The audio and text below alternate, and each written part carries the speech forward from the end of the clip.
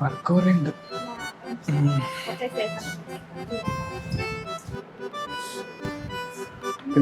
ഞാൻ വിളിച്ചിട്ട്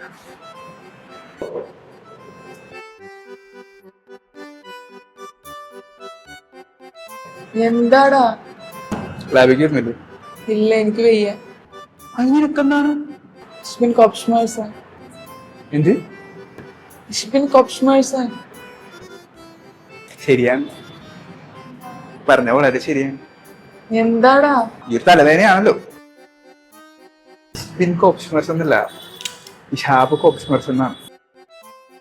ഇഷ്ബിൻ കോപ്ഷ്മർസ് എന്ന് പറഞ്ഞാൽ ഞാൻ തലവേദനയാണെന്നാണ്. ഇഷാബ് കോപ്ഷ്മർസ് എന്ന് പറയുമ്പോഴാണ് എനിക്ക് തലവേദന എന്ന് പറയാം. മനസ്സിലായോ?